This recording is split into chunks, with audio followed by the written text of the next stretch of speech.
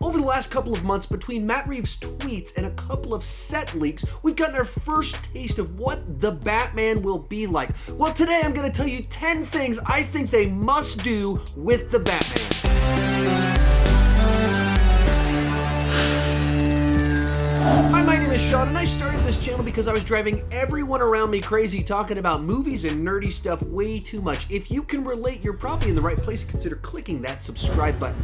With that in mind, go ahead and join me down below in the comments section. Share the things you think they must do in the Batman and the things you really don't want them to do in the Batman.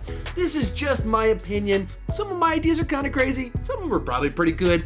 Tell me what you think down below in the comment section, and let's get started. First up, they need to embrace the comic book origins and let things get a little bit weird. As awesome as Christopher Nolan's Dark Knight trilogy was, it existed essentially in its own little pocket universe. It didn't have the rest of the DC characters. It didn't have really supernatural stuff, and it tried to kind of ground things in reality. And that was awesome for what it was, but I want a Batman that embraces the comic book roots, the robust world, all of that. So as I even go into the rest of my list, a big part of it is just wanting to feel like the actual comic book world coming to life. By the year 2020, we figured out how to kind of get the tone right on some of this stuff, where you can get weird, you can get ridiculous, but not make it campy and corny. And I think that they can make a serious Batman movie that also embraces the comic book origin. Second, they've got to build out a really fantastic Gotham. I think a key thing about this film will be the world building to make Gotham essentially a character in the film itself. Make it this interesting place that you would never want to visit, but you love watching movies set in this place that has organized crime, it has corruption in the police force, and it has all of these weird kind of wacky characters sprinkled throughout this place. I think you really want to have a deep mythology in an interesting, distinct place. That's where I want this movie to take place. Said place a couple of times there in that sentence. Along those same lines, I want a Gotham populated by Batman's rogues gallery. One of the things Batman movies traditionally have done is inside the film, they give an origin to the villain. That villain is then defeated by the end of the film and kind of taken out.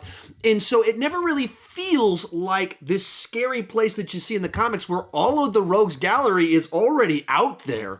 And Batman might just come across someone, they could have kind of this pairing up. I think that you need to have a Gotham that has all of these characters already inside of it. Not that the movie needs to have three main villains. We've heard that we're going to have Penguin, Riddler, and Catwoman. Not that all three of them have a big scheme and are working together to take over Gotham or something like that, but it's a city that's populated with all of these weird, eccentric characters and criminals in this place where there's this escalation of crazy going on. That's the Gotham I want, and I want all these characters to already be there. Fourth thing they must do is make it a detective story.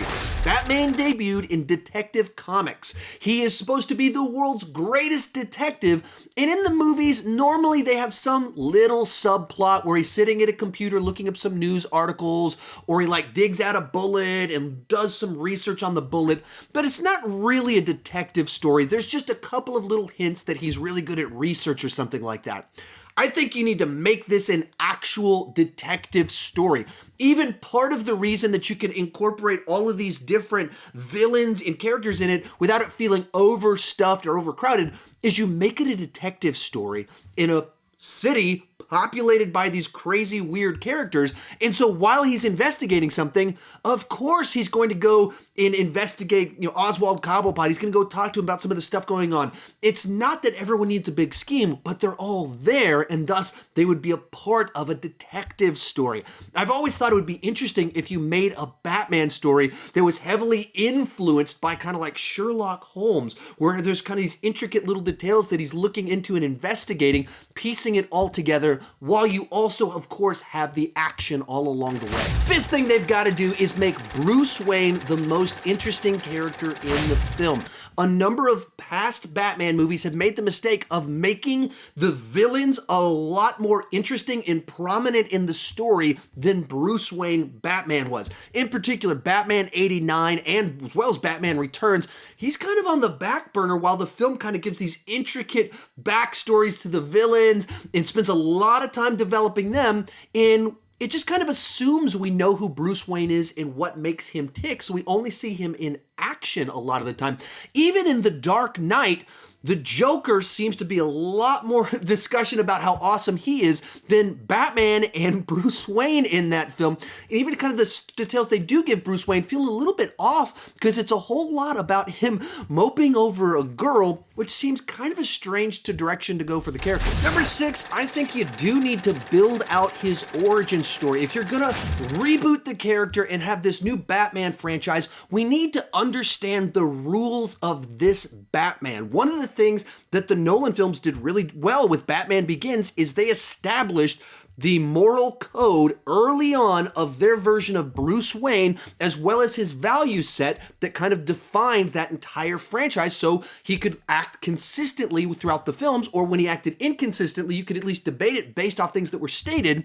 And that's also what kind of made Batman v Superman kind of a confusing movie, because Batman is suddenly running around with machine guns, mowing guys down with no concern about killing people, and we didn't establish the rules of that Batman, so we didn't know what exactly was going on with him. So I think you do need to establish some sort of origin for the character. A lot of people are burned out on origin stories. I'm not. Some people would say that we've seen Batman's origin story too many times. I mean, we really saw it 15 years ago, one time, and I guess if you counted Mask of the Phantasm, we saw it 27, 28 years ago. That's not all that many times of showing his origin story. And I don't think you need to show people walking down an alley and pearls bouncing on the pavement. You don't have to do that, but there's a way to let us know who this Batman is and where he came from that establishes the rules, and I think you do need to see that. Number 7, I think they gotta tease the Court of Owls. Now, I don't want the Court of Owls necessarily to be the main villains of this film, but I want this to establish this big world, as I talked about before, this very interesting Gotham, and I think the Court of Owls is one of the perfect little spices to put in this film that lays the groundwork for future films. Have this elitist group of Gothamites that try and control the city, have their own set of assassins, that you lay the groundwork, little teases, threads that go unanswered inside of this film, mysteries that Batman is still trying to solve, maybe someone kind of pushing certain things into action, but we don't know exactly who it is. You have those teases in this movie, so it makes it pay off so much more and leaves you wanting more at the end of this film, leading into the next one and kind of discovering what exactly was going on. Of course, all of this going back to, once again, I want it to be a detective story, so you have to have mystery inside of it. You have to have clues that he's tracking down, mysterious people that you don't know who they are. I think the Court of Owls is a great way to do that. Number 8, avoid an independent love interest.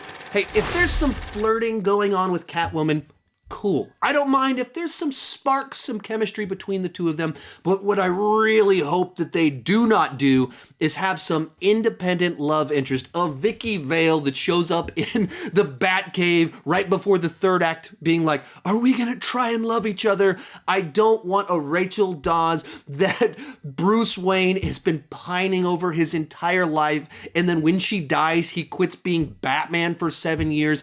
I don't want them putting that sort of stuff in the film. That's just such a distraction from who Bruce Wayne is, who Batman is, and what makes the world of Gotham interesting, and it's not giving Bruce Wayne a love interest. Then they've got to focus in on practical effects, stunt work, and well-shot fight choreography. Once again, Batman isn't this guy with a bunch of superpowers. He doesn't need to fight a big CGI army. You don't need to have this be a big spectacle film.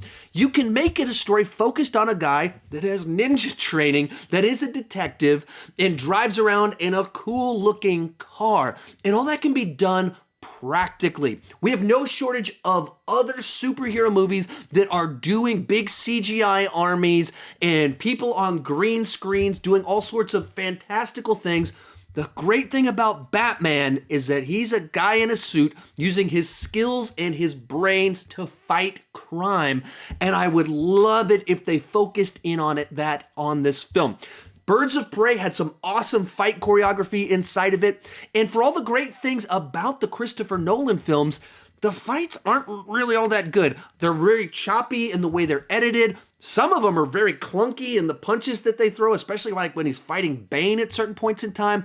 So I want to see this well-trained martial artist duking it out with a bunch of street level criminals and show us practical stunt work, practical effects, and shoot it in a way where we can see the amazing work happen. And finally, they should avoid all references to the Joker. I don't want to see him on screen. I don't want to see him teased. I don't want anything related to the Joker in this film.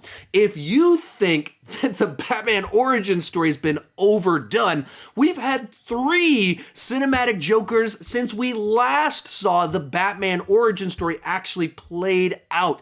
And as great as the character is, as much as I'd love to see him eventually at some point in time, this is not the point in time to do it. There's so many other things that you can build in this world, characters that can be teased, things that can be set up. I don't want anything at all related to the Joker inside of this film. If you've enjoyed this video and want more like it, you can check out that video right over there. It's me doing the exact same thing except for the next Spider-Man movie. If you want more DCEU talk, check out my ranking of the DCU movies right there. And if you want more Batman talk, you can check out my ranking of the other Batman movies right there. Thank you so much for watching, and keep talking movies too much.